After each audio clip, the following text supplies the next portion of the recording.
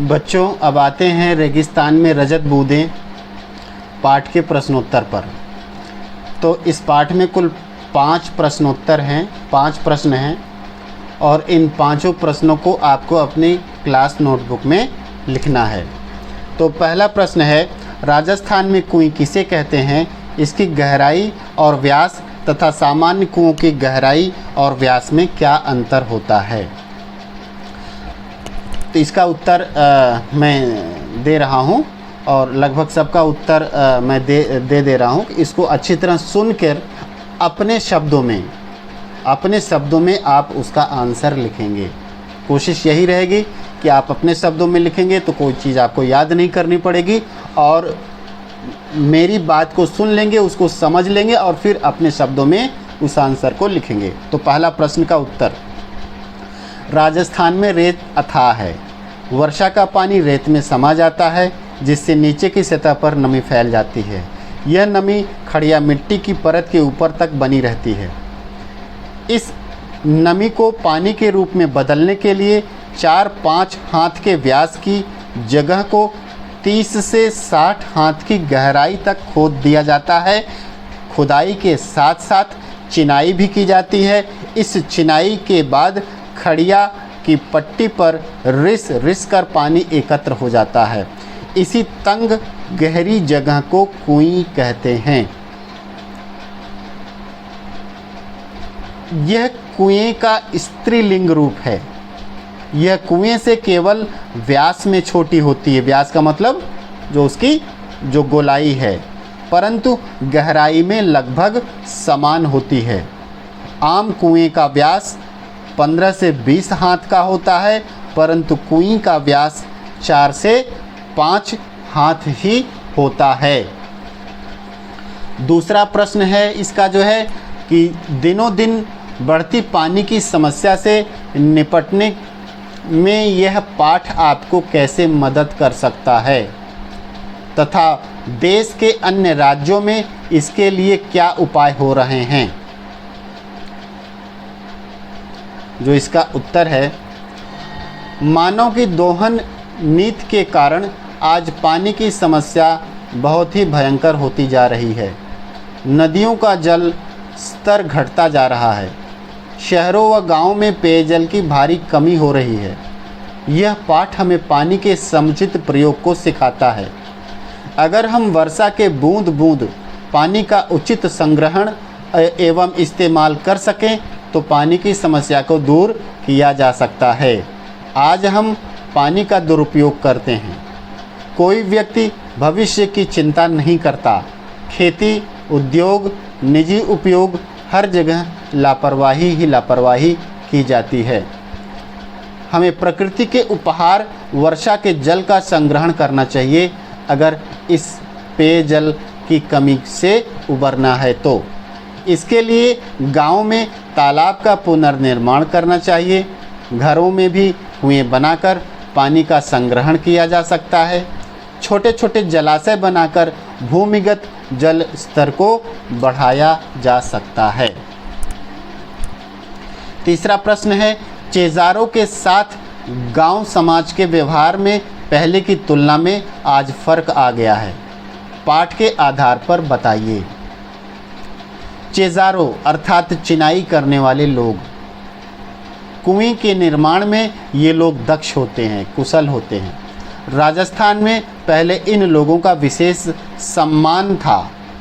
काम के समय इनका विशेष ध्यान रखा जाता था। कुएं खुदने पर चेलमांजी या चेजारों की विदाई के समय तरह तरह के उपहार और भेंट दी जाती थी। इनके सम्मान में भोज का भी आयोजन किया जाता था। इसके बाद भी उनका गांव से संबंध जुड़ा रहता था। आँच प्रथा के अनुसार कुएं खोदने वालों को वर्ष भर उनका हिस्सा फसल में दिया जाता था। उन्हें तीज त्योहारों में, विवाह जैसे मंगल अवसरों पर भी नेग और भेंट दी जाती थी।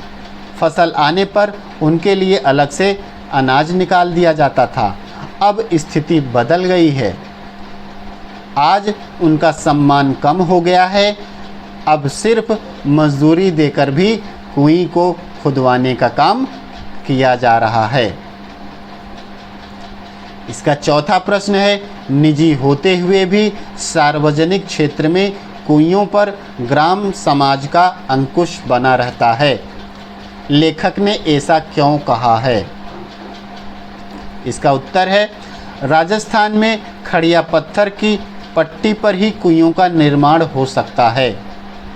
कुएं का निर्माण ग्राम समाज की सार्वजनिक जमीन पर होता है, अर्थात सरकारी जमीन पर होता है, परंतु उसे बनाने और उससे पानी लेने का हक उस परिवार का अपना निजी होता है।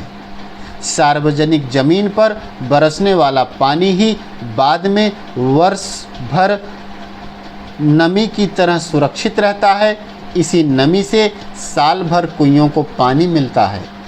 इसी नमी की मात्रा वहाँ हो चुकी वर्षा से ही तय होती है। अतः उस क्षेत्र में हर नई कुई निर्माण करने का अर्थ है पहले से तय नमी का बंटवारा या जल का बंटवारा। इस कारण निजी होते हुए भी सार्वजनिक क्षेत्र में बनी कुइयों पर ग्राम समाज का अंकुश बना रहता है। यदि यह अंकुश न हो तो लोग घर घर कई कुइयाँ बना लेंगे और सबको पानी नहीं मिलेगा, अर्थात जो पैसे वाला होगा वो ज़्यादा कुई बना लेगा और वो पानी को बेच भी सकता है, बेचेगा भी, व्यवसाय भी शुरू कर देगा, क्योंकि पानी जीवन है। बहुत ज़रूरत पड़ने पर ही समाज, ये जो वहाँ का ग्राम समाज है, नई कुई बनाने के लिए अपनी स्वीकृति देता है, अपना परमिशन देता है। पांचवा जो प्रश्न है, कुई निर्माण से संबंधित जो ये शब्द हैं पालर पानी, पाताल पानी और रेजाड़ी पानी, इसका अर्थ बताना है। पालर पानी पानी का वह रूप है जो सीधे बरसात से मिलता है। यह धरातल पर बहता है और इसे नदी, तालाब आदि में रोक लिया जाता है। इस पानी का वाष्पीकरण जल्दी हो जाता है, काफ़ी पानी ज़मीन के अंदर चला जाता है। इस ऊपर के पानी को पालर पानी कहते हैं। दूसरा है पाताल पानी। यह पानी भूमि में जाकर भूजल में मिल जाता है, उसे पाताल पानी कहते हैं। इसे कुओं, पंपों, ट्यूबवेलों आदि के द्वारा बाहर निकाला जाता है। तीसरा रूप है पानी का रेजाड़ी पानी। यह पानी धरातल से नीचे उतरता है परंतु पाताल में नहीं मिलता। यह पालर पानी और पाताल पानी के बीच का पानी है।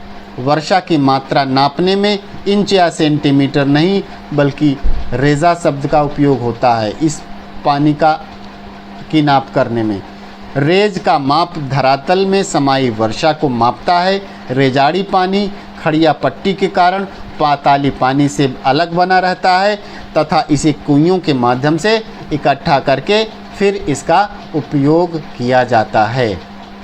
तो इस तरह से आपका यह चैप्टर पूरी तरह खत्म होता है, समाप्त होता है। इस प्रश्नोत्तर को आप अच्छी तरह से अपने शब्दों में अपने कॉपी में लिख लेंगे।